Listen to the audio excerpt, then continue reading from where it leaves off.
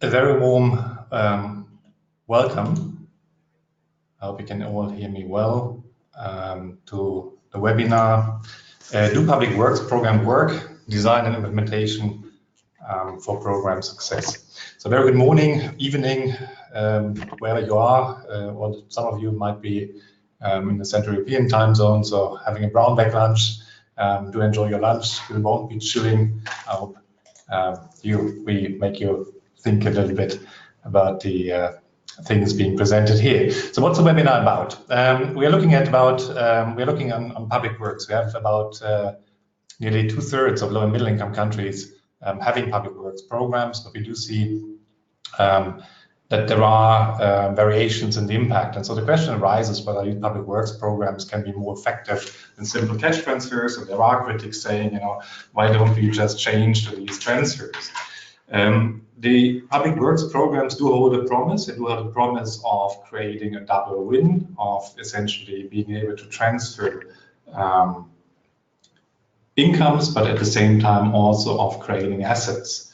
And some even do intend to create some skills among the participants, and therefore might be creating longer impacts on income, food security, and even in the domain of employment. We want to look now at, we have brought together an interesting panel which essentially will help us look into that a bit better, recap the evidence, and then discuss how these programs need to be designed to create such impact. And today's agenda is structured as follows. We'll have Professor Grimm from the University of Passau presenting to us a synthesis report on the impact of public works programs in Africa.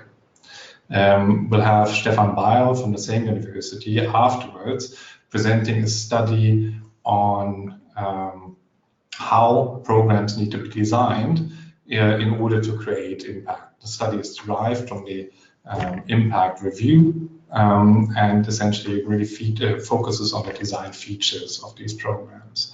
And thereafter, we have a colleague from India, Beierl, who will be presenting to us, or will be discussing and reflecting, his own experience from the context of India on the design of these programs, and we go into discussion afterwards with all of you. You will find already now the studies which are being referred to uploaded, and I think you can essentially download them. They will also be uploaded on socialprotection.org afterwards. So if you want to have a look at them, more than welcome. And the presentation will also be uploaded afterwards, so that we that you have access to all slides, even though if we need to rush through some of them more quickly. There is a comment button or a chat button, chat box, which you can see in your windows, which we will use for asking questions. So if you do have questions at any time, feel free to type these questions in there. We'll address them at the end in the Q&A session. I'll help structuring these, and that will be much appreciated. At the very end of the webinar, there will be a short evaluation, so do stay online for that as well. But now let's get started with the content, and we move to introducing the respective speakers. So the first speaker is Michael Grimm. He is Professor of Development Economics at the University of Passau and also a research professor at the German Institute for Economic Research and affiliated with the Institute for the Future of Labor and a research RWI research network.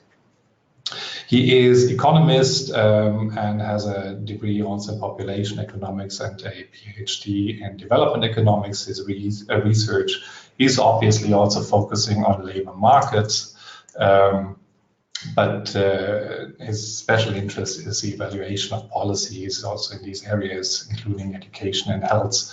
As a professor, he obviously did publish a lot and is a consultant to World Bank, UN organizations, as well as Dutch, French, and German donor agencies. He will be the one presenting on. Can you move us to the CVs, to the next CV slide, please? He will be the one presenting on the impact. Stefan Beierl is a research assistant at the chair of Michael Grimm at the University of Passau. He holds a degree in public policy and human development. Stefan's research concentrates on the evaluation of social protection programs, and he has a special focus geographically on sub-Saharan Africa. He has a specific interest in public works programs and how they can be designed in order to work well and create impact. He looks at the effectiveness of social protection programs as well, and tries to investigate how they can fulfill a role with respect also to sustainable land management. So basically, catchment and watershed management, so the nexus to natural resource management. Stefan, when not at the university, is also working as freelance consultant to GIZ and the German Development Institute. Our discussant today is our colleague Rajiv Ahal, who is a director of natural resource management from GIZ India. As a director of natural resource management, he oversees several projects related to the thematic area, which also includes the support to the Mahatma Gandhi National Rural Employment Guarantee Scheme, so basically a social protection program supporting through public works. Rajiv, though looking far younger, has 30 years of experience as a development practitioner, so he must have started that instantly, and has worked both in Africa and India. He has a diverse background, having worked also for private enterprises, government, as well as international agencies. He is having expertise in governance questions, land governance, but also community-based development approaches. And finally, a word to myself. My name is Ralf Rademacher. I'm heading the Social Protection Sector Initiative at GIZ headquarters. I'm economist by education, and I'm your moderator today. So without any further ado, we'll get started, and I invite Michael Grimm to turn on his camera and to start his presentation. Michael, the floor is yours. So thank you very much, and hello everyone. So it's my pleasure now to present you a systematic review of what we know about the effectiveness of public work programs. And the outline is as follows. Please, next slide. So I will start by just repeating, Ralf was already mentioning this in the introduction, but what is the idea, what is the rationale of these public works programs? Then I summarize the evidence from the literature on a whole range of outcomes, and then maybe most importantly, we'll just discuss the implications of the evidence we have and the remaining knowledge gaps. So next slide, please.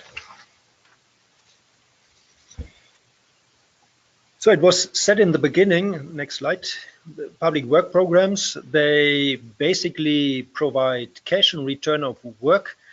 So they try to meet a double objective of providing income support to poor people, or at least providing insurance, so in times of economic downturns, and in the same time to provide labor-intensive infrastructure, so like a rural road or a bridge, a well, or just the maintenance of these kind of things. And the rationale is, we have poor people, so people lack income resources, and at the same time, in particular in rural areas, you often have a lack of public infrastructure. And so the hope is that productivity can be increased by providing these. Next slide, please. Good. So I said there's a double objective, and if you think of the beneficiaries here, we can think of impact channels, or we call it here the wage vectors, and they are really important to keep in mind if we go through the evidence on the effectiveness. So there is first a wage vector. So people that are participating in the program, they earn a wage, and this will increase the income resources. It may provide them with an insurance function if they can make use of these programs in times where other work opportunities are lacking. There is second the asset vector, so the infrastructure that is provided, which should increase the productivity, typically in the community where these things take place. And there's also a skills vector, or potential skills vector, that was also mentioned in the introduction by Ralph. So if people participate in these public works, they may also acquire some new skills, and that make it easier for them afterwards to take on another job and to be more productive in that. So next slide, please. Good. Now, when we started this review, we of course noticed that if we look across the board, that these programs are very different. So we tried to bring some structure to this, and we got a lot of inspiration by a publication by McCord. So we adapted that slightly, and we allocated these programs into two types. And what is correct, specific about the first type is that these are public work programs that provide typically a single short-term episode of employment. So people have access to it, they get a couple of days, I mean, it can also exceed a month or so, but a limited period of time they get work, and that can then help to smooth consumption. But then there are other programs where this can happen in a repeated way, so it's ongoing.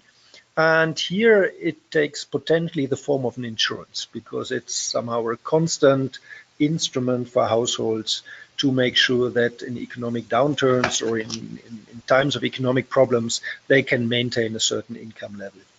And you see on the right column some examples. So I think the productivity safety net program, or productive safety net program in Ethiopia, is quite well known. So that would be a program that falls into this second type. And then you see a third category, plus, and this just means that in some cases, these programs, they're complemented by other measures like training or access to finance or extension services if it's about agriculture. So this can be added to either type 1 or type 2. So whenever we refer to type 1 plus or type 2 plus, we mean that it's, say, one of these first two categories plus some additional services. So next slide, please. Good. So when we started the review, of course, we had to define some criteria. So what studies to include, which studies not to include. So they had, of course, to fit into the typology that I just mentioned. We focus here on low and lower middle income countries in Sub-Saharan Africa and the MENA region. And we looked here in this part for rigorous evidence. So these effectiveness studies have to make use either of a randomized controlled trial or some quasi-experimental approach like a diff in diff or a regression discontinuity design. And we consider published and unpublished studies, first because it's in part quite a recent literature, so not everything is published, and then we also wanted to avoid any bias due to a publication bias. So that's why we also look at unpublished studies, but still, of course, considering the quality. On the right column, you see what Stefan, so the next presenter, will take into account. That's a bit broader, and he will then get back to this table during his presentation. Next slide, please. So here you see the map of Sub-Saharan Africa and the MENA region, and the colors indicate where these programs exist. So these are the orange parts of the continent, and then the green spots, these are the countries where these programs are implemented or have been implemented, and where we have some evaluation studies that we can now exploit in our systematic review. So Sierra Leone, Cote d'Ivoire, Ghana, Ethiopia, Yemen, Rwanda, and Malawi. Next slide, please. Good. So As you will see during the presentation of the evidence, that these programs, first they differ a lot from one program to the other, but they are also very complex, and therefore it's important to be aware of the underlying program theory. So I said already there are three vectors that can be distinguished: wage vector, skills vector, and asset vector. And there are always some, say, activities to start with associated with these different vectors, and then we make an assumption, or the implementers make assumptions on how these activities develop into outcomes and longer term outcomes. So at the very end, of course, we have things like poverty reduction, improved education and health, agriculture growth, sustainable development. So this is very broad. If you look now at the lowest row and the asset vector, see that, well, first we have to think of specific public infrastructures, of some projects that can be implemented. So we have to plan the activities accordingly, also provide the finance for that, to make the human resources available. And then the next step would be that these outputs really come to light, so that these assets are created, that they're accessible, that they are maintained. And here you see already there are a lot of conditions.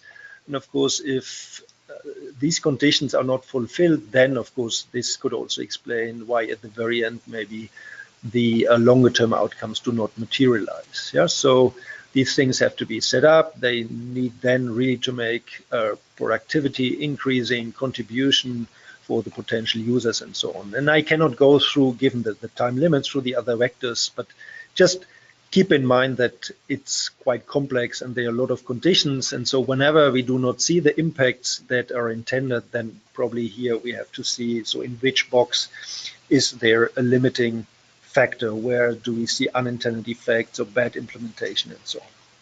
So next slide, please.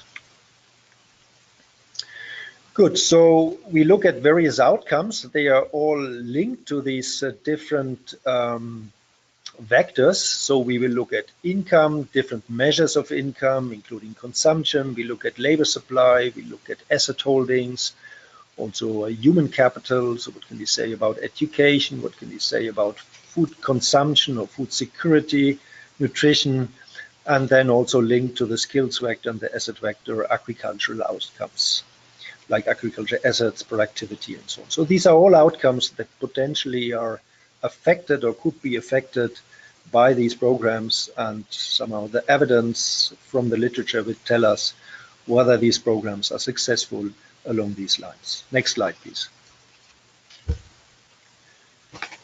Good, so we come now to the findings, yeah, what we can draw from the literature. I mean, I have to provide here a very brief summary because you have seen the number of outcomes, so we could really have a long presentation here, but I just give you some of the key insights, and then you could refer to the documents that are also provided with this presentation to get a deeper overview. Next slide, please. So this is sort of an overview. You see on the x-axis the different outcome categories, and then you have lots of colors here. Maybe if for each outcome you first look at the very left bar, then you see a yellow and a gray bar. And the thing is here that I mentioned the countries we look at, but most of the evidence we have comes in fact from Ethiopia, because it's such a big and prominent program, this productive safety nets program, that in fact, yeah, typically half or even more than half of the evidence comes from this program alone, or different types of the program or episodes of it, because it also developed a lot over time. But we thought we should make this clear, that somehow there's the Ethiopian evidence and then the evidence from the other countries. So the first bar somehow indicates you the number of studies for that particular outcome that comes from either Ethiopia or any of the other countries.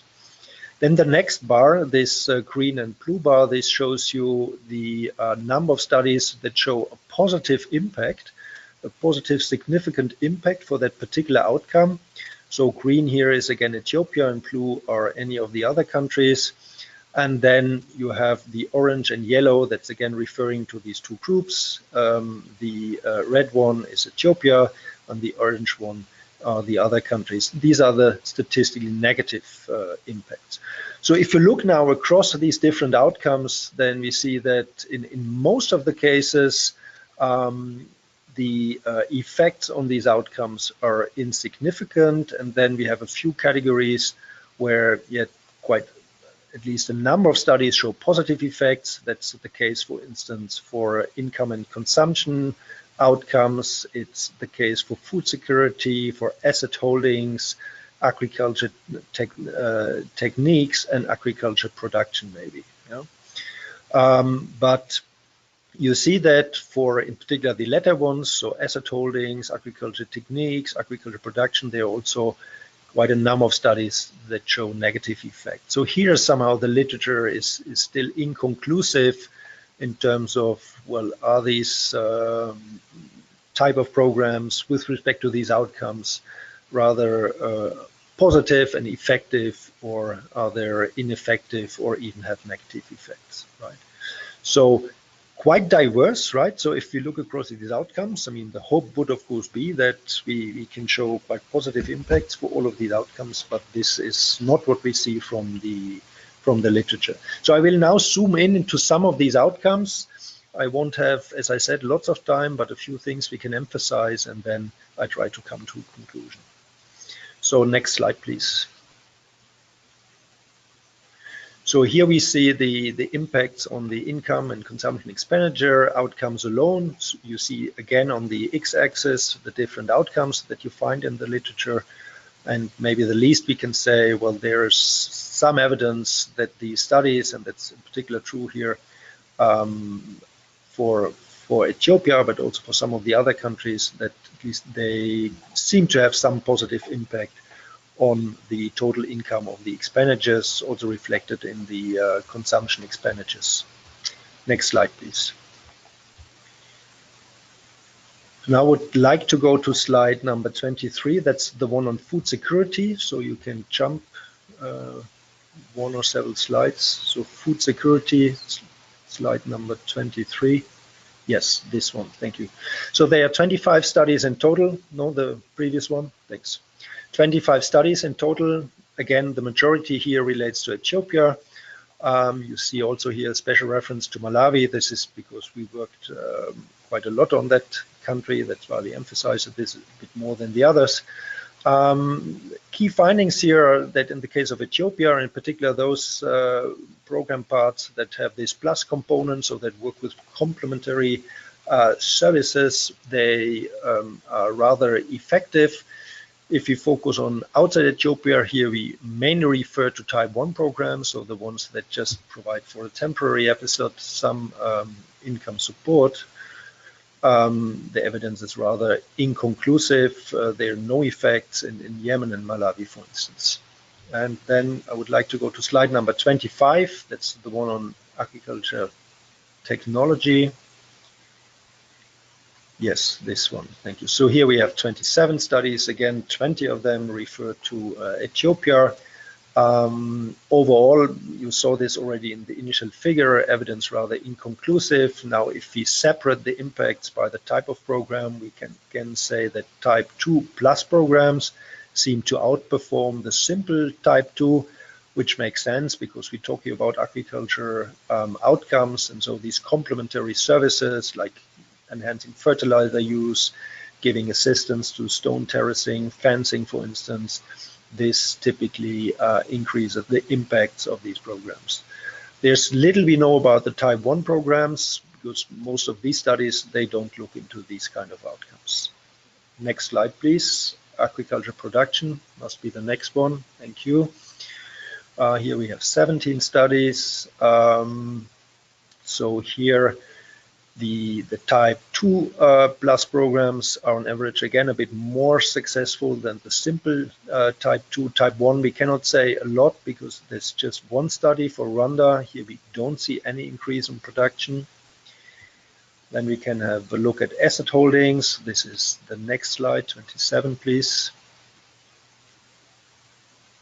Yes, so overall also inconclusive. If you look at these type 2 plus programs, there seems to be some positive effects on livestock holdings. There are a couple of problems here. I mean, these are outcomes where you would also like to know, well, to what extent is this persistent? So that's something it's very difficult to read out of the literature. There are a few studies that would have this longer term perspective. The simple type 2 effects are inconclusive. Type 1, some evidence, again, for livestock holdings. You also referenced to Malawi. I said this is something we focused on, no effects here on this side. Good, then we can go to the summary table, summary slide. That's slide number 29, please. Yes, this one. So, I mean, quite obvious. Also, we have quite a large number of studies, but say the results are quite heterogeneous. It's very different. You saw that I often had to say, well, evidence inconclusive. So, well, this first of all means that we cannot take for granted that these programs develop the intended effects. It's also far from obvious from the literature how they compare to less complex social protection mechanisms. I mean, one benchmark, of course, can always be a simple cash transfer program where we would just provide the income support but do not have this second objective of also creating the assets. And so, yeah, probably more evidence is needed. That's certainly something we can conclude. In the same time, we need more evidence on, well, under what conditions do they work? So what are the enabling factors? What are the implementation factors? Something that figures, I think, on the next slide here, that Stefan will also emphasize in his presentation. Maybe on the positive side, because for any of these outcomes, we saw at least a few studies that could prove positive impacts or provided evidence for positive impacts that, well, could mean that in principle, I mean, it can work, but somehow it works, as I said, under certain conditions that we still, in many cases, have to find out. But there's little evidence that would suggest now that in general, somehow these programs cannot make a useful contribution in a context where, again, we have a need for insurance and we have a need for better infrastructure. Yeah, but again, I hope it became clear that given the complexity and also complex in terms of implementation, but also complex in terms of underlying program theory, it's quite a challenging exercise to get very clear-cut answers from the review of these different effectiveness studies. So we have another slide, and this I think is my final slide on. We can go to the next one because this I think I already summarized the slides on the implications and the remaining knowledge gaps. Next slide, please. So we think that, to add on what I just said, that more evidence on the benefits of the created assets would be very useful, because if somehow it would turn out that these productivity effects materialize, it would of course add a lot to the effectiveness that we have seen more on the income support side. I mentioned already the need for a comparison with other social protection instruments. That's certainly something now research needs to focus on a bit more. And I also referred several times to the sustainability of this, so more evidence on the persistence of the effects and the long-term consequences would certainly be an enrichment to the literature.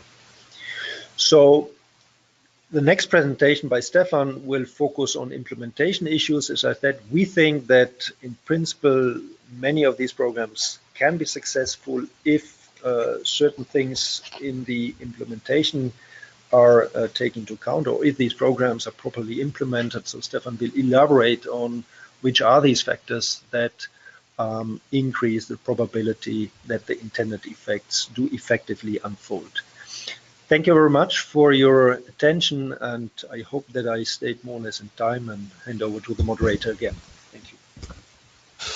Thank you. And very quickly, because I see a number of participants joined in the course of the presentation. Just as a reminder, Type 1 public works program to which you referred, Type 1 is single short-term episodes of employment. Type 2 is repeated or ongoing employment. So thanks for that question, Aude, to have it clarified here. And one quick question, Michael, just for understanding, there was somebody wondering on the graphic which you had in the beginning.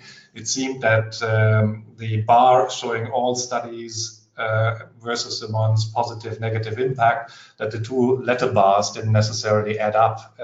Were all studies included or have some dropped out?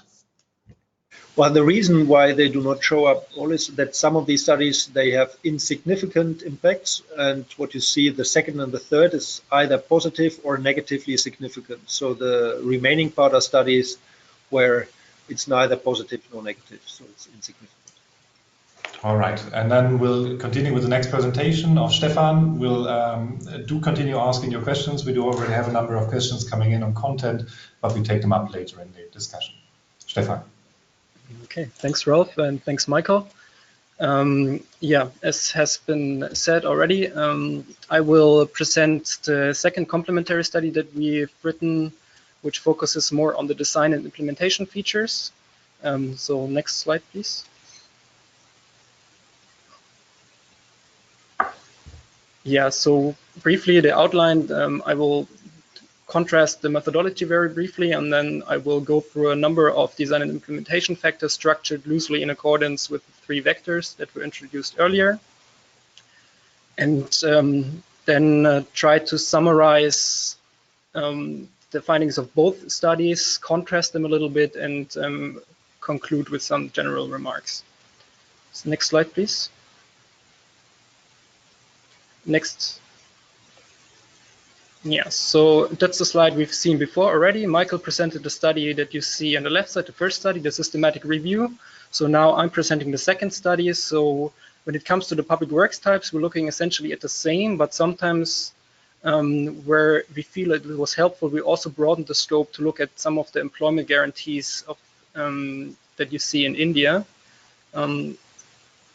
But apart from that, it's the same. In terms of countries, the focus is the same, but again, due to the need of looking at these employment guarantees, we also look at India to some extent, and at times we also look to South Africa, which is not a lower middle income country, and therefore not included in the first study, but in the second one we included because there are some interesting studies there that focus on the skills vector.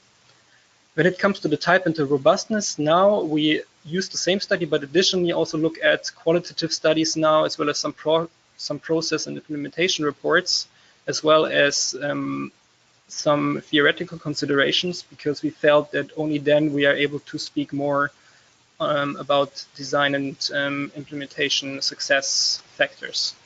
Publication status is the same. So next slide, please. And next, so bearing in mind now the differences in terms of methodology, I will now go back into the wage vector, and here in the study, there's a lot that we write about it. So in the interest of time, I will keep it very brief and just highlight a few key aspects. But there's even more on the slides than I'm going to say. So yeah, here, obviously, when it comes to the wage vector, there are lots of crucial design decisions to be made. You need to decide how much do you want to pay, when do you want to pay, do you pay, how often, should the payment be in cash, or should you use other modalities, etc., etc. So I'm not going to give clear-cut answers on that because it's very context dependent. Instead, what I'm proposing is sort of an analytical approach to answering these questions for a given context, and highlight that we consider it highly instructive to look at it in terms of what we call the real total transfer value, because this helps us to openly address the many trade-offs that are often left implicit when it comes to making these decisions. So what you see here on that slide are lots of the the main aspects that go into the real total transfer value. To start with, what do I mean by total transfer value? It simply means that we can that we first should see not only the wage rate, the daily wage rate, but we should see that in relation to the employment duration in terms of how many days one can work per year, over how many years, but also the working hours per day. Yeah, so this is one aspect. And then when we're focusing on the real, then this also has various components. On the one hand, this is just about the purchasing power, which way it fluctuates during the course of the year and also, of course, across years due to inflation and for other reasons. It also means that we need to bear in mind that there may be opportunity costs associated with public works program participation, yeah? Because you need to spend time for the work, and that time may be used for other purposes if the household would not be in that program. At the same time, the real also hints at the importance of looking at the overhead costs of making those payments, which are typically higher than they are for cash transfers. And then now, bearing all that in mind, it crucially setting the wage level and all these other decisions crucially depend on the program objectives, which in turn need to be informed by what is the nature and the extent of poverty. So depending on how deep the poverty is and how the poverty patterns maybe fluctuate during the course of the year, the real total transfer value may also fluctuate quite a lot, and this has to be borne in mind when making decisions. So the question to ask is the real total transfer value adequate to achieve the objectives? And then this again has to be balanced with some other trade-offs linked especially to this one here. It's important to think whether what the labor market context is and the community context, because depending on how you set the wage and how you do it, you may create disincentives, you may distort the local labor markets and so on. So it's a bit of a balancing act, and all this has to be addressed when it comes to it. So this is, in a nutshell, what I would like to say about the wage vector. I conclude with, on the next slide, by zooming into one other aspect linked to the duration. So next slide, please.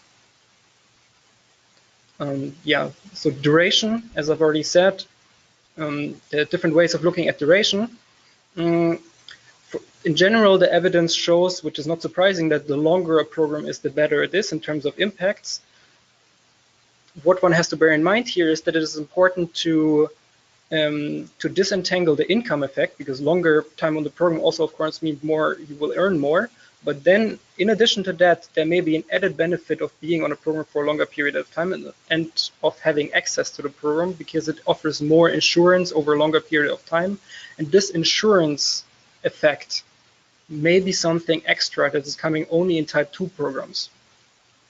And unfortunately, we don't have a lot of evidence for this from Africa, and in fact, no high quality evidence, which is why at this point we also looked at India, which has the program with the highest possible degree of predictability because it is on demand. So you can access the program if you want to, even for 100 days a year. So it's sort of the maximum you can have in terms of predictability. And there are some studies that I listed here on the slide that found that this insurance function seems to encourage entrepreneurial risk-taking, because beneficiaries or people know that if this investment doesn't work out, they can always fall back to the safety net provided by the employment guarantee in India. And it may very well be possible that type 2 programs in the African context, for example, the PSNP, have a similar effect, but we don't know much about it from empirically, unfortunately. Next slide, please. Yeah, so very briefly on targeting, a lot can be said about it.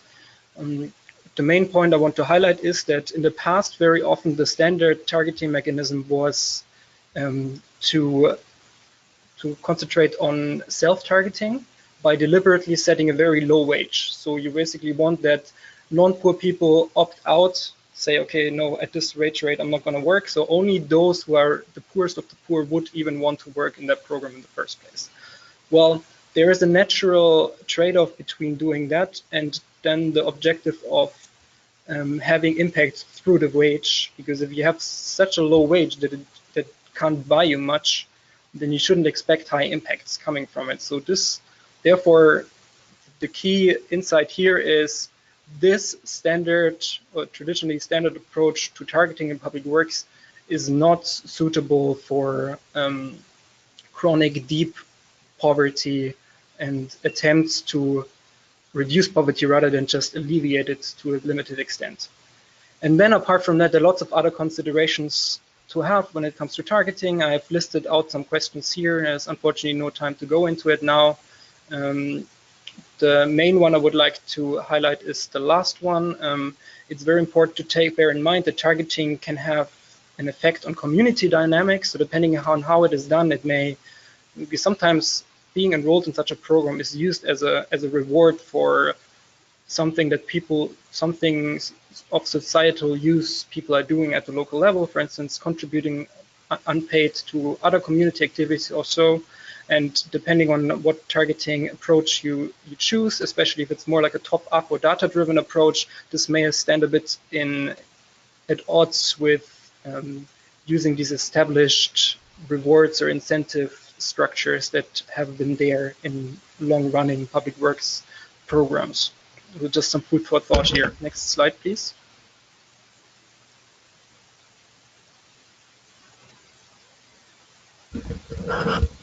Next slide. Yeah, okay, and next. So now we are zooming into the asset vector. Here again, on the left side of that slide, you see a couple of standard aspects you should take into consideration when making your choice, what type of activities you want to undertake through public works. I want to highlight two key aspects. So there's a working paper written by the German Development Institutes, or in particular by Renate Hartwig and Esther Gerke from 2015, where they tried to highlight which activities are particularly attractive to do through public works if you want to create employment. So attractive in that sense is defined as being labor intensive and of having productive impacts beyond the time on the program. So they found that irrigation and water conservation, land development and rehabilitation, as well as flood control, road construction, and to a lesser extent also land terracing are the most promising activities. Apart from this, a key observation from the literature, or a reason why in the past very often they haven't led to very substantial impact, is that very often there was a piecemeal approach. Yeah? So you had sub-projects, and these sub-projects were not really connected to each other, so they didn't feed into a larger development process. So this is a takeaway message that I want to highlight in particular, which is the need to foster synergies between these activities, not only between public works activities, but also to other development initiatives that are in place in a certain local context. And one way of doing this may be integrated catchment and watershed management, which is another aspect of our research that we're currently doing in Malawi directly. The next slide, please. So apart from, in addition to what I've already said, there are a couple of other factors that matter. Of course, one should use, and they're all tied or linked to the factor of labor intensity. In the past, there was often the emphasis on labor intensity came at the expense of quality. You know, so they tried to channel as much of the total budget available for public works in the form of wages to the beneficiaries that they didn't set enough money aside for maintenance, for proper construction oversight, expertise, for proper quality materials, or for planning in the beginning, like the selection process, or assisting the facilitation of the selection process, whereas all these aspects have been shown to be crucial to create quality aspects. So the takeaway message here is that one should try to keep the labor intensity high, but not at the expense of these other aspects, because otherwise one doesn't have impacts through the asset channel, through the asset vector, and if one doesn't have that, then there is no strong case to be made for public works anymore. Then one should just go for a cash transfer. So next slide, please. So another design aspect is the question, when do you time the public works activities? And here the general insight is that it's good to schedule most of the activity during periods when other employment opportunities are rare, which is mainly outside the planting and the harvest season. But at the same time, one can also see in the literature that often there is still some room for public works activities even during peak labor demand periods, if it is a program that has only very few working hours per day, and if the type of activities are time critical. So time critical may, for instance, be environmental activities. You see on the picture some example nursery activities, planting activities. If it's about that, then it's just important to do it at a certain time of the year. And apart from when you do it, it also matters sometimes that even outside the official public work cycles, work needs to go on. And this is another aspect that we're investigating in Malawi now, but I don't have the time to talk about it now, unfortunately. But this is also critical to bear in mind when preparing such a program. So next slide, please. And next, so now I'm moving on to the last vector, the skills vector. This slide is summarizing what we know about it. So if you look at the literature, first of all, you encounter a lot of skepticism with respect to adding complementary skills training as part of public works programs. So what you see is that even if you observe an increase in knowledge, then this increase in knowledge rarely translates into improved employability or improved income. So if you were to do a cost effectiveness analysis, it's rather questionable that it's worthwhile to do it. At the same time, there are quite a few positive examples also, yeah? So knowledge gained through especially on-the-job training that's closely linked to the activities, etc., and also some more robust studies find something positive. So the key message here is a clear yes to reaping all sorts of low-hanging fruits, which is mostly on-the-job training or training that is very closely linked to the activities, but very cautious approach to adding more skills-related extra components if there is not such a strong expected synergy effect. So next slide, please. Here, these linkages I have to skip. I don't have time for it, but I refer you to the studies if you want to read up on it. So I will now move on to the summary on the next slides.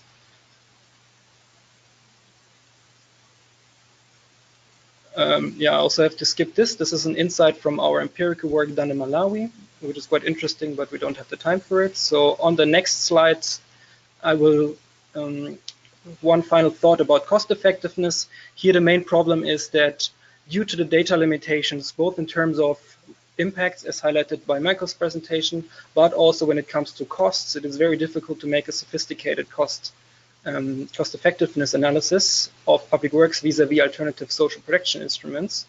Therefore, we mostly have to fall back to making assumptions about benefits, and so there is a need for better data to overcome that. So on the next slide, which I'm trying to wrap up now both studies. Yeah, so I try to summarize what we can infer now with respect to the different types of the typology. So what, if you look at both studies, bring them together, what does it really tell us about the potential of these different types? So with respect to the first one, we can say that they're only suitable in context of acute poverty and to achieve rather basic objectives, especially consumption smoothing. But even this is not guaranteed if the real total transfer value is not adequate for what one wants to achieve. So this hints at what Michael showed in his presentations, that even for type 1, very often you have insignificant results, even for some of the what you would expect rather direct effects, such as increased consumption, food security, etc. For type 2, in contrast, we have a bit of a gap between the two studies. So if you look at the wider literature presented in the second study, well, then it suggests that these programs are also generating some nice impacts in context of chronic poverty, widespread chronic poverty, because they facilitate accumulation of enough savings to withstand at least moderate shocks and to marginally boost the income of beneficiaries beyond the time on the program. If we only look at it from the perspective of the robust evidence presented by Michael, then we also see that type 2 outperforms type 1 in terms of food security, which is all nice and well, but from the data we don't have a strong support for the assertion that it also outperforms it in terms of facilitating asset accumulation, and therefore we don't really see that households are put on a sustainable upward trajectory through a type 2 program.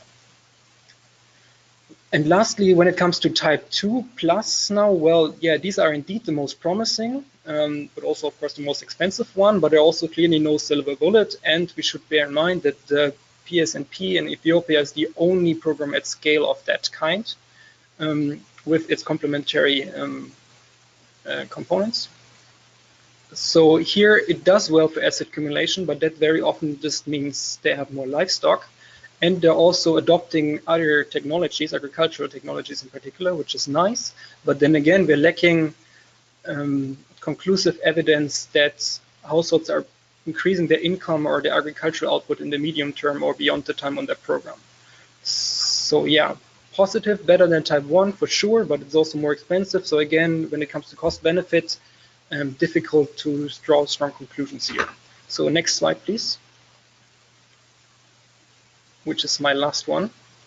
So essentially, the summary is what Michael has already said before. Very often, the empirics are not quite clear. There's a lot of need for extra research. Our reviews took stock of what we know at the moment. There's some other ongoing empirical work of us, but also other researchers that try to shed light on that. But it will take some time before we have filled all those gaps. So yeah. Thanks for your attention, and I give the floor back to Rob. Thank you very much for these very interesting studies. And I see there's already triggered a lot of thought in the audience already. There's quite a bunch of questions coming in. Before we turn to Q&A and the questions, I'd like to invite Rajiv to come in for some discussions and some reflections, actually. And the first point, Rajiv, before we go into an open Q&A with the audience, you've seen in the first study included essentially a review of the impact evidence on Africa. India has been included in the second presentation. Can you, for the sake of the audience, in a nutshell, describe the government's program in India, just very briefly for us, please?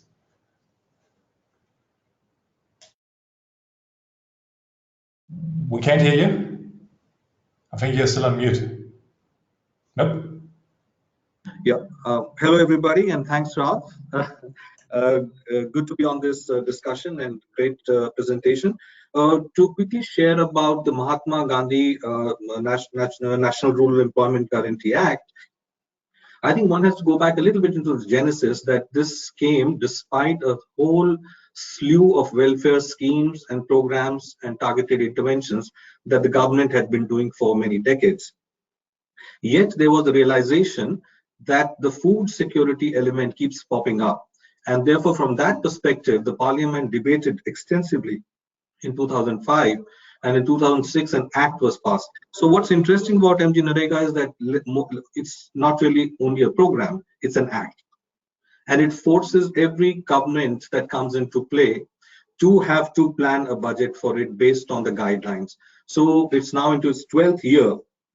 Now, what is the size and scale of this? And I'll just throw a few numbers at it. Basically, what it's saying, it's a self-targeting, demand-driven program where, unlike the below poverty line or conditional sort of approaches, anybody in a rural area can ask for work, and the government is bound to provide them about 100 days of paid work within 5 kilometers of their household within 15 days' time. So looking at the size and diversity and the length of India, implementing a program like this, what does it mean? Is it even possible to do it? So the numbers are pretty interesting. As we talk, right now about 130 million households are covered by it. About 253 million workers are enrolled in it. And this year, about 117 million people worked in it, out of which about 53.7 were women. Now, the government's commitment to it is the major driver. So actually, there's no donor partner, no development partner in this case. We are looking at this year, government have investing about 7.6 billion euros into this scheme. And there is a guideline focus that 60% of this should be spent on natural resource management assets. So basically, you're seeing about 4.5 billion euros worth of funding available. to drive public works which are going to create vegetative water and all sorts of productive assets as well. Now, how does it work? So given the complexity, there are about 260 types of works that have been defined nationally, and various communities can choose from them. Out of this, about 181 are related to natural resources, and 81 are totally focused on water. And for very water-starved, water-deprived, and stressed areas of India, this is now turning out to be a huge source of investment and availability. What it does is, interestingly, it doesn't provide all of it for labor only. So for the expenditure plan, 60% can be used for labor and 40% can be used for material cost. And it also creates, within the overall ambit, it provides 6% of the overall budget could be used by the state or the district or the local government to create the basic administrative and technical staff to support it. So the whole platform to deliver it is not dependent on other institutions. It's created within the program itself or the scheme itself. We see about 18 million works assets being created this year, out of which 6.6 million are already completed. So, and almost 93% of these have been geotagged and put on the public domain. Now, direct back transfers in a place like India, where the physical infrastructure of banking is still not fully available yet, out of this 117 million, more than 108 million workers have accounts, and their wages are paid directly into the account. There could be delays from time to time, but it's paid directly into their account. These are very strong areas where NREGA over 12 years has evolved.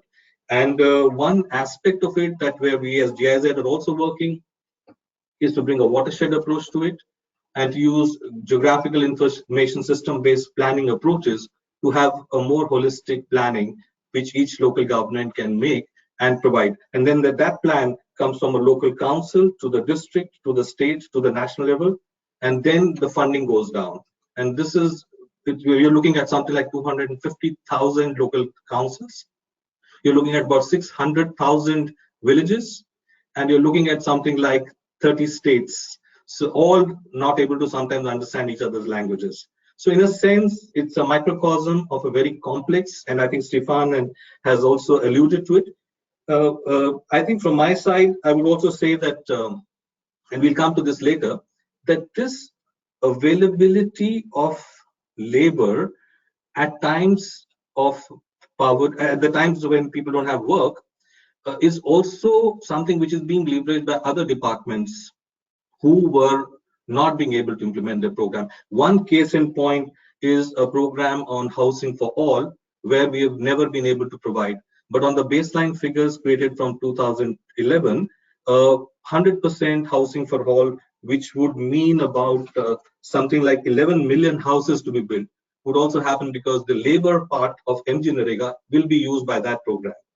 So I leave it at that in terms of the program design, and I can come back to you later on when the questions are asked. Thank you. Thanks, Rajiv. One more quick question relating to the specific design features. I mean, now we have an idea from you how the Indian program looks like. Where do you see, also with regards to the second presentation of Stefan, where do you see in the design of the MG NREGA program features which are, enhancing impact in the domain of income, or where you think they are enhancing impact in the domain of income, of assets, or skills? What do you think is specifically well done there, and where would you like to see improvements? So I think in terms of labor, I think the one point that both have mentioned is how much is really the wage. So in this case, even though if there's a work motion study and it's not a daily wage, so you get paid according to what you work in that day, and there's a complex system to do it, yet it really boils down to about 2.24 euros per day, which over 100 days means about 224 euros for a family, which is enough to stabilize that family. So I think one has to see such schemes not as solutions to all the problems, but actually as a basic pooled resource available for a family to call down upon, and not be having to move migrate out because of an economic, market, or a climate failure. The other thing I think is in terms of the income is the ability for such a scheme to be dynamic and not be very fixed. So, for example, in many states in India where there's a drought setting in, many state governments top up with another 50 days of wage work. What that allows is that in responding to a changing situation, you can actually provide more labor and more work. And in a sense, it's both an adaptive response as well as a mitigative response, because the water assets that you're creating in the long run are now focused to look at a problem which is happening in one context. So I think those are some strong areas. But I also think in terms of the financial inclusion, this about 142 million accounts that I talked about, in the initial part, the accounts were created for a family, and then the realization happened that the women will not get the money. So now you have accounts separately created for women, which they're using for other purposes as well.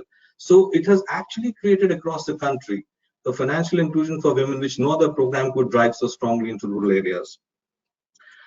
In terms of the asset part, I really like the analysis done as well. I think one differentiation we need to make is between the labor group, which comes and makes an asset, and the actual owner of the asset. Because what may happen in a village classically is if you're doing a pond, it may be in a certain area, but people around that may not be working on it. People from a fringe area, which is far more degraded or backward or doesn't have other options, are coming and doing. So they complete their work, they get their money, and they go back. But if you create the asset management group at that time, then the sustainability of the program and the actual conversion of the water or the productive asset into livelihoods starts happening. So I think from an asset perspective, that is very important. In terms of skill, I think MG Narega tried it, but has not been very successful in terms of, there was a plan to take households which have completed 100 days of wage work and take one youth from the family and provide them a non-NRM self-employment or a job somewhere. That program hasn't taken off well. But I think the important thing that this whole process does is it creates 3 levels of opportunities. One is as a worker. So you are unskilled, you have time, you need to work, you just come and work. But you also create a supervisory structure at a local council level, which is a mate. And that's usually from the poor family. He or she is a boy or girl of a mid-level literacy, and they're able to supervise the work quality and all. But the third and important one as well is the whole. So in the first category, of course, as I mentioned, you had 121 million people. In the second category of the supervisors at a council level, we have more than 200,000 people. They're getting a little higher. And there's partly skilled work, semi-skilled work. And the third level is the technical assistants, the people who are going to help design the right structures, put them in the right place. And we're looking at least about 400,000 of these. So you're creating, new levels of skills through the 6% that was available. And this would then immediately turn over and move to a private sector or somewhere else where we would get jobs. So I think from that perspective, all these 3 aspects, much can be done. Yeah.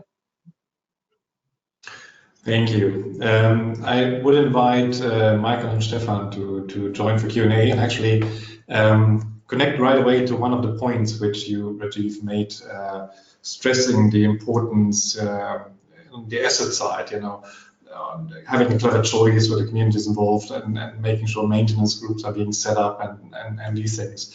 I want to take us away, however, with one question from the focus on infrastructure. We have a question from Kate Phillip, who's asking that whether it's fair to say that the focus of the studies which were presented has been very much on infrastructure works, including natural resource management, and that there is, in more recent times, also some shift to, in some countries, some shift to social services. For instance, South Africa, the inclusion of home-based care, early childhood development, so that this essentially becomes the asset being created. And Kate is asking whether it's fair to say that such innovation in terms of asset selection was not reflected in the program studied, and that these might introduce different dynamics and outcomes. I'll give that question first to the colleagues in Passau on the inclusion of the studies. Yeah, thank you for that question. That's a good point. It's true that this is discussed in some contexts and is an interesting well, modification to the programs as we know them historically. But it's also true that so far this is hardly reflected in any of the evaluation studies. So we do not know yet to what extent this can be effective. So again, interesting knowledge gap the literature will have to focus on in the future. Is there any experience with that kind of asset in India, Rajiv? Do you know that? Could you repeat that? Services? So indirectly, Ralph, what is happening is that if you look at programs like creches for children, they were not happening because of infrastructure not being available from the department. So, but now under this program, the creches are being built, and now the social services around that have actually gone up. Also in terms of public health and housing, so I think it triggers a whole host of other services with other departments where the infrastructure, but is in this case is the connecting point, is the converging point. You see even in terms of natural resource management, many forest departments are no longer having the resources to set up nurseries or undertake plantations, but they're actually now doing the nurseries under MG Narega, and then doing the plantations. They're using that money. So I think such convergences would have impact on other service and ecosystem services as well. Is there, in the studies, did you include anything, or can you share from any of your experience either in India or from the studies which you didn't include, Stefan and Michael? Is there anything on public works in urban areas?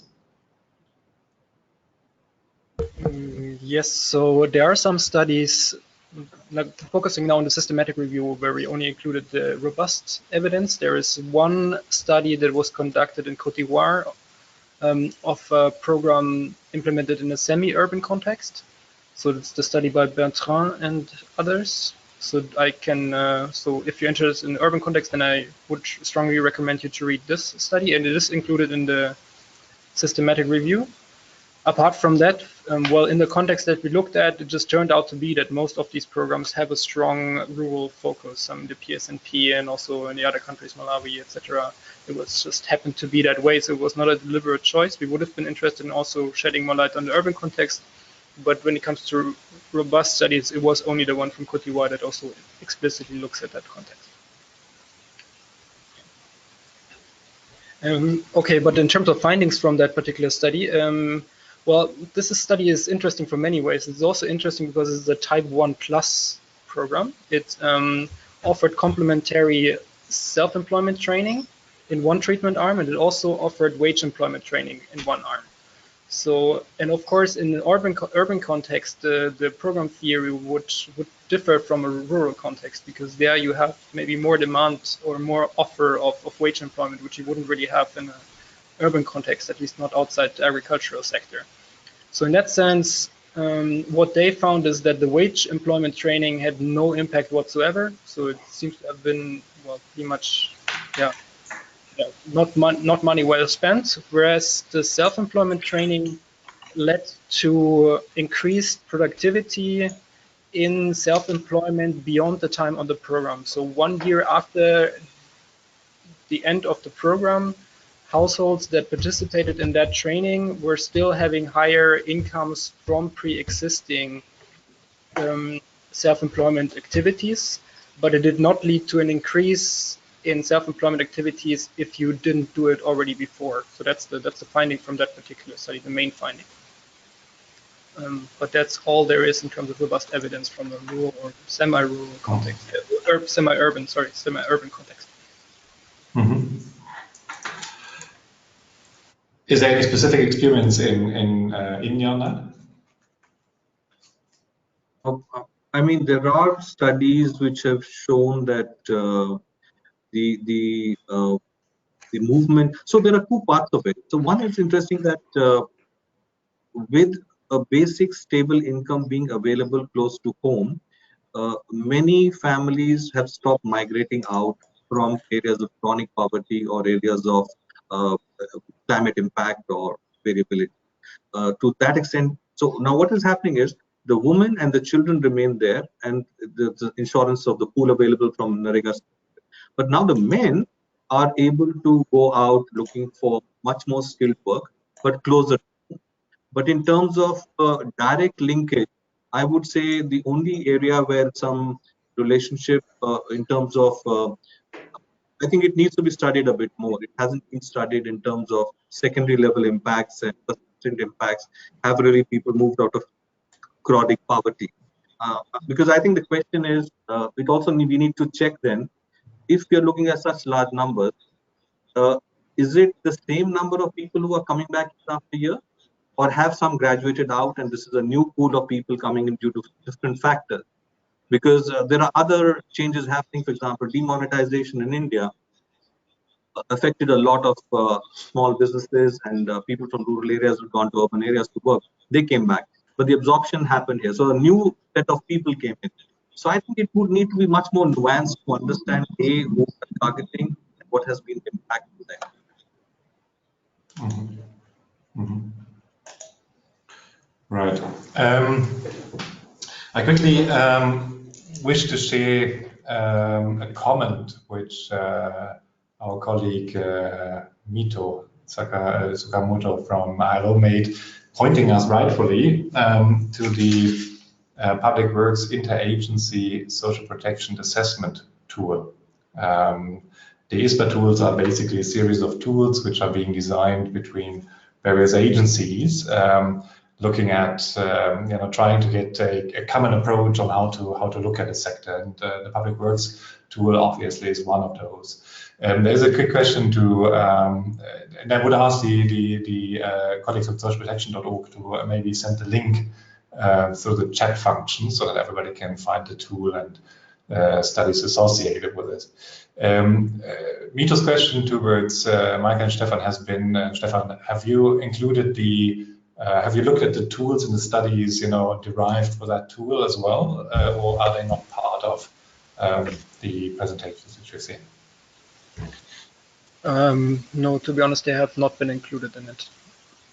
All right. Okay. Now I'd like to essentially connect to a point which you started mentioning, Rajiv, or which you referred to, which is a question which Paul Mondoa Ngomba raised, basically saying, so if public works programs are social assistance or employment security in these domains, how can they be designed to ensure that the employment under public works gives people access to social security also in the longer term? I guess it's also the focus on the transition into more longer term perspectives from there. Yeah. So thanks for that question. I think we definitely, I think there's a need to link the public works programs to the livelihood, agriculture, value chain, supply chain sort of initiatives that are happening. And one of the ways that is, I mean, you can see it happening in India, where it could be in other places, is the self-help groups, which are these joint collateral organizations of poor or middle-level income women in villages who come together and take a loan to start productive work. Now, here, so because there are two focus. One is we can use the resources available within the sphere of the village or the area where people are, or they go out for services outside of their area to employment, or they become entrepreneurs. So in that sense, what we are finding is, for example, in some of the work we did around horticulture in Chhattisgarh, where self-help groups took over a piece of encroached land, did a horticulture plantation, but then went into vegetable cultivation, went into marketing, got linked to the National Rural Livelihood Mission, and then they got pulled out. So I think, and this is one of the design features, I think also, that are we designing a public works program holistically enough, not just at a local level, but also at a national level? So I think there's a design issue here, and only because the ecosystem required to convert wage work into long-term employment in other things, these are different things. Wage work can only stabilize people to some extent where they are. Skills can be created around that work, but the sort of skills needed for higher value work are a little different. And therefore, who's going to provide that, and who's going to pull people into a definitive placement or a job or a financing? For that, a different ecosystem is there, and we need to connect to that. But very often such programs are not, in the design itself, are not connecting with these other elements. Good point. Michael, any addition from your side on that? Well, I just agree with what was said. I think that's absolutely true. That, I mean, we see that here in the area of public works, but we see that in many other social protection instruments as well, that they're often separate to many other interventions that we have that are more also linked often to the formal economy, and that somehow we have to think harder about the integration also to avoid any, say, offsetting or unintended effects. And I mean, nowadays we talk a lot about structural change in the African context, and I think the more we could link these public work programs to interventions that try to enhance this structural change, so to shift the workforce more from low productivity jobs, in particular also in the agriculture sector, to higher productivity jobs, I mean, that would certainly enhance the effects and say increase say the more general equilibrium effects here, right? So the spillovers on other interventions and therefore objectives that we have in mind. Well, I do think that the probably the link to natural resource management is also, I mean, aiming at increasing the productivity of the farmer. I mean, even if people were to stay where they are, essentially, if we bring better, we've seen that in Ethiopia and some places also, if better rainwater harvesting facilities or generally better use of water might bring absolutely. I mean, harvests, which obviously is a big step forward in itself. Absolutely. I mean, if I say structural change, of course, I mean also agro-business. So that does not have to happen only in the industrial sector or in the urban sector. That can also happen on the countryside, but say away from low productivity, small scale farming to something that is also connected to value chains and to export markets. Indeed. And there is obviously, I mean, you made the link, Rajiv, there is the hope also that people do create some own small business by with the resources they might be creating. I think that's also an interesting thought. There is, and I want to make just a pointer, there is the Partnership for Economic Inclusion, which is hosted at the World Bank, GZ, or VNet German Corporation, is part of the supporting group there, looking at graduation, essentially how people essentially as can be economically empowered such by convergence of programs that they can become economically self-sustainable. Interesting, but it's a broader topic which you cannot include in here, but public works might play a role in that as part of the consumption support as well, but also in the enabling infrastructure. And there is a whole complex of questions, or there is a whole bunch of questions around one topic, and it has a political aspect. So, for instance, raised by Matteo Caravani, but also again by Paul Gombe, is a question of saying, if we do see poor or, let's say, inconclusive evidence so far on public works, why does it continue to be funded? Paul is raising the other side and saying, if we were to move away from it, can it be considered as a free transfer of resources to people capable to work, yet they are poor? And the question from Cecilia Costella goes into a similar question, or similar direction, essentially saying, what actually are the outcomes of public works programs in high or even middle income countries? You know, is it maybe from there that we also have a political reason that we continue supporting or creating public works programs even in the absence of clear evidence? So it's this complex of the political agenda behind why if we have 2/3 of the countries in Africa running some sort of public works program, why are they so attractive to decision makers, and why are they being supported by the governments and development partners? Yeah, maybe a few words from my side on this. I mean, first, I think because I have been involved in a couple of systematic reviews also on other types of instruments, and it's by no way an exception here. So whatever we look at, whether this is support for small entrepreneurs or whether here the public works, it's very often that we are confronted to a lot of inconclusive evidence and also negative evidence. So there's very little out there where somehow there's a broad agreement and consensus that this is highly effective. And that has also to do with, I mean, the way these things are implemented. I mean, we discussed it. There are a lot of problems here. It has partly also to do with evaluation studies, which are often low-powered, and this is leading then often to insignificant and inconclusive evidence. The other aspect here is, of course, and that I think is a bit behind these comments that ask or that suggest that there are political reasons for this. Probably in many contexts, cash for work program is easier to sell or is more accepted than maybe a program where just cash is handed out.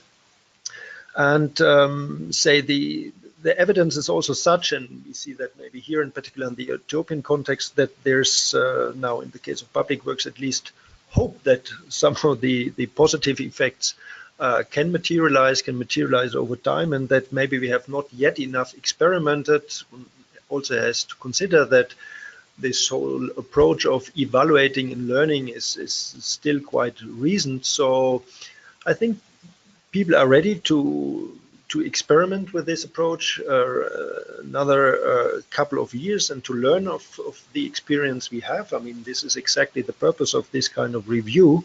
So I think, yeah, these are all elements why we still see this approach being implemented. Right. Don't know whether Stefan wants to do something. Yeah, I would like to add just one thing from a methodological point of view. And the standard comparison of public works is always with other cash transfers, and cash transfers by comparison are relatively easy to evaluate, right? Because I mean, it essentially concentrates on the transfer of income, but you don't have these other two channels to the same extent. So this is just also very difficult to capture all that in a robust evaluation. So therefore, it's a bit, well, public works is a bit in a difficult situation to deliver to the same extent the same kind of conclusive evidence that we seem to have now for cash transfers. Yeah, so it's also easier to randomize with the cash transfer. You can randomize the conditionality or non-conditionality, higher payment, lower payment. But in public works, you have to keep so many other aspects constant because there are so many aspects that go into it that we will never receive the same kind of certainty about what really works or what doesn't. So it needs to be a mix of all these different types of evidence that we've also tried to well include in what we've done here. But of course, we need to add more to it. But we should be realistic in what we can actually get to over time. But yeah, as Michael said, I think there is still a lot of hope for finding some well impact enhancing features there. Ralph, if I may add to this, because I think there was also this issue of what is the political, to what Michael and Stefan said, what is the political reason behind it? And I'll give you an example of India where the new government took over in 2016, and it was from a different party, and it had made a statement in the parliament the year before that when they come into power, they will dismantle this act in the program. And as soon as the government came in that year, the monsoons failed to some extent, and also the winter rains failed in most parts of India. And I think if there were two things that saved India from a classical, huge ecological migration response, one was the MG Narega availability as a pool, and the other one was the availability of public distribution system where food is available at subsidized rates at all villages. And what it meant is that this government went on to now double almost the investment on engineering. So that's the political part of it. But I also want to raise a larger developmental issue here. I think for any government wanting to do rural development, one modus operandi is that you have a number of schemes and you give the money to the various departments and they implement. So there is the quality and the services part of it, and then there is basic core infrastructure. I think historically there's been a problem of efficiencies and leakages in this sector. So what I think in this case, what government of India is doing is it's providing not just the money, but also the labor and the material budget at grassroots level. And therefore it's able to do two requirements. One, asset building and strengthening on aspects education, sanitation, water, health, water conservation, vegetation improvement, ecosystem. It's all happening, but it comes also in a way where it provides work to people who need work and who are able to take work directly as and when they need. So I think it's a very interesting mix as a rural development strategy. Mm. Excellent, thanks. Very quickly, because we do still have a bunch of questions, some of which we club. A quick comment from Sadek Bana, who wanted to not have it misunderstood here to distinguish between work productivity and land productivity. And I think, I hope it did come across right that the public works in natural resource management would increase land productivity and not work productivity. So that's what was said, Cedric. I hope it came across well. A question which we had from Pranav Mitra is on the administrative costs. So they are, in many cases, relatively high. And he's asking, is that a program failure, or how can we design or redesign programs to reduce administrative costs? Rajiv, can you give us 2 cents on that? Yeah, I mean, one thing, see, normally if we were to load such a program on a normal governmental or a development partner sort of structure, then the costs of such permanent structures in terms of the staffing, the capacities, the logistics, the mobilization would be very high. I think one way that I think here in India they try to do it, which is interesting, is they've said that all this has to be made available. There's a basic design of what skill sets and what levels of supervision and processes are needed, but it's bundled into a 6% budget of the overall budget, which everybody can call down at their levels. And this includes the staff, it includes capacity building, it includes all sorts of things. And I think a 6% cost is a rather low administrative cost. That's one part. And I think the other the story here is also, which I think other countries are doing it as well, but also how to use digitalization to reduce the cost of delivery and cost of services. So if I were just to name the type of digital instruments being actively used in the program, there's a very active MIS system, which is almost real time. You can go down all the way to your local council and know what work was done and who worked on it, what budgets were available, how much has been spent. It's open to scrutiny, it's in the public domain. But this is all digital, all on the website. Apart from that, all the assets are tagged with all the essential where, when made, who made it, how much money was spent. It's all available in the public domain.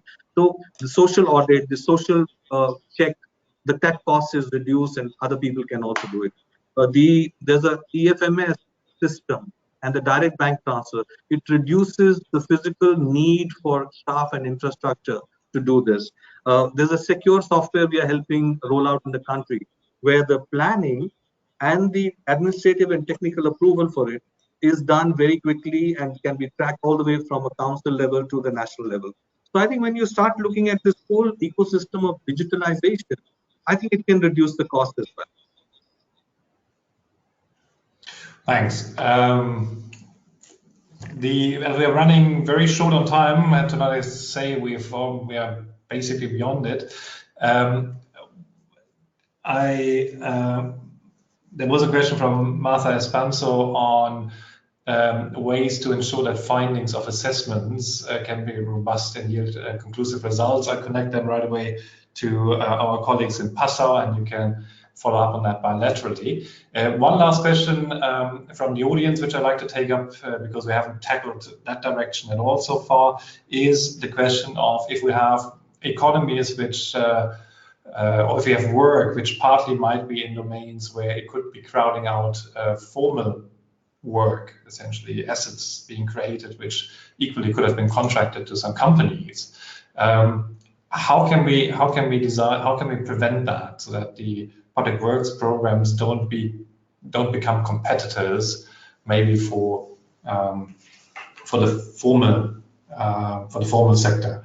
Michael, can you give us a short thought on that? Yeah, well, that's a very tough question. I mean, this is one of the caveats that we usually face if we implement these programs. I mean, one thing, of course, one can say is that it requires certainly a deep analysis beforehand, so to exactly figure out this trade-off. So is there a private market that would provide that, and at what cost? And then one has to make a decision whether it's worth, to give this out through the public works, or whether one has to look for something else. There's also very little analysis out there that would give them clear guiding rules. So yeah, I think there's not more to comment on this than that. I don't know whether Stefan wants to add something. Yeah, I think it depends really on the country we're talking about. I think using the country that we know best, Malawi, I think there, well, this crowding out, it may, for some assets, it may be a case. So we've recently looked at irrigation schemes where, of course, a lot can be done also through contractors, but then again, the money being used is usually money by other NGOs or donors, so there is not really a crowding out as such. It's just a different way of using donor money in that case. So I think it depends a lot on the country and the country context and the type of assets we're talking about. Linked to that, if you allow me to make another point, is it's not only about crowding out contracted work, so paid work, it's also, I think that's a big question that we're now looking at in the context of Malawi, is does it crowd out unpaid work that is normally done by the communities and organized at the local level? So I think this, in some countries, may be the more relevant question, whereas in others it's the one that has been asked. So on that, I included one slide in my presentation that I didn't have time to go into. This sheds a bit of light on that, and we hope that soon we will have a proper study on that. So yeah, that's what I would like to add there. So we stay tuned for that study, because it is indeed an interesting aspect that public works programs don't crowd out community and voluntary community engagements and development efforts. As we're coming to the end, I will put, there was a question also from Anna McCord on the question how you did the meta-analysis and pointing to the difficulty of doing comparisons across the various studies. You'll tackle that bilaterally, because it's going beyond what we can discuss here in a webinar, which is already running all the time. To conclude, I'd like to basically have a final very brief word from each of you, where we essentially have seen that it doesn't seem entirely trivial to have public works program generate the impact we are looking for, and it's partly true because of their design and implementation, and they do leave, this leaves sometimes room for improvement, and maybe starting with Stefan and each of you, can you briefly, as a wrap up, name the top 1 or 2 design or implementation recommendations, let's say 2, maximum 3, which you would suggest to make these programs successful? Yeah, so it's a bit of an extension to what I've started saying a few minutes ago. It's very important to look at the local community dynamics that are affected by a public works program. So that has a couple of aspects. We need to look at crowding effects. One needs to look at what it does to local perceptions of fairness, as well as all sorts of other intended or unintended effects. This is something that very often seems to be ignored until now, and a main reason why I think very often the expected impacts do not materialize. So unless this black box of what is happening at the local level, which may differ from one village to the next, unless this black box is opened, we will never fully understand why something is not working. So I would like to highlight that in particular, because it's so under-researched yet so important. Yeah, also just one point from my side. I think, I mean, we see on the one hand the lack on evidence on the asset vector. On the other hand, we know from our more qualitative research that this is really very often a weak point in these programs, that there's poor planning of what should be created and how it could be created and how the expertise is made available and how the community can really mobilize and get ownership. So I think this is an aspect public work programs should focus on, so to improve on that component, because that's also exactly the component that can make these programs superior in terms of impact to a simple cash transfer program.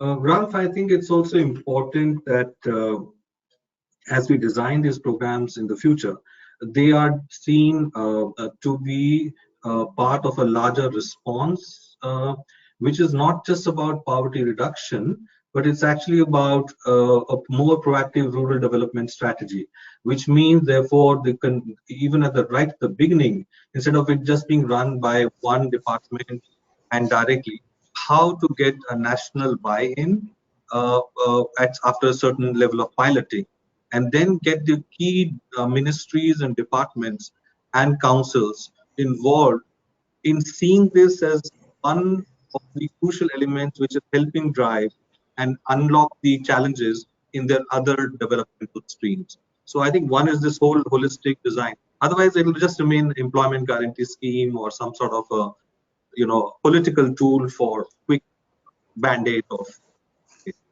The other thing I think is, on one side, rolling it out, and to reduce leakages and enhance efficiency, one needs some sort of a framework and some sort of a structure. But how within that can one provide enough dynamism to respond to rapidly changing contexts, and therefore not just used by a few? And and also then create points of convergence which are attractive. See, convergence cannot be pushed. It has to attract somebody to come and say, hey, I want to do this with you. So what are those points? So I gave you an example of forest department. Just providing this labor availability brought a department which doesn't even see itself at all as a development department, sees itself as a territorial hegemony, actually starts talking to local actors and starts working with them. So I think the design elements are very important. Thank you very much. I mean, you all raised interesting aspects, and we've heard also from the discussion. I mean, there is political appetite for these public works programs, but we are not yet necessarily where we need to be in order to make them really unfold all their potential benefits. I think the example from India was very interesting. Also, that tweaks to the implementation processes, that the use of digital technologies, can essentially provide us better information at the fingertips, also allowing better, maybe more effective rollout. I think that the points that you raised, Stefan and Michael, to say it needs proper planning and implementation, needs involvement of the communities in order to make it a real coherent contribution to a community-driven development, are very valid points. And I think what you also mentioned is, if we don't create quality assets, what's the point of doing a public works program? Then we can just shell out the money instead of occupying people's time. It's less a point about that. I think that's very good. Contributions, joint stewardship are good points to achieve, and I think there will be more need for discussing further, for learning further, and for however, first of all, taking what we've already learned and put that into program design and really try to make this work. With that, I wish to thank all of you for this very interesting webinar, for the enriching discussions. The audience, thank you very much for the questions asked. Sorry that we're slightly tight on addressing all of them. I try to club them a bit where possible. Whatever is pending, do address us bilaterally. We can also follow up. I wish to point you to a evaluation following, so do stay in the line for another minute or so. With that, thank you very much. Thank you. Thanks. It was a pleasure. And bye-bye. Bye, everyone.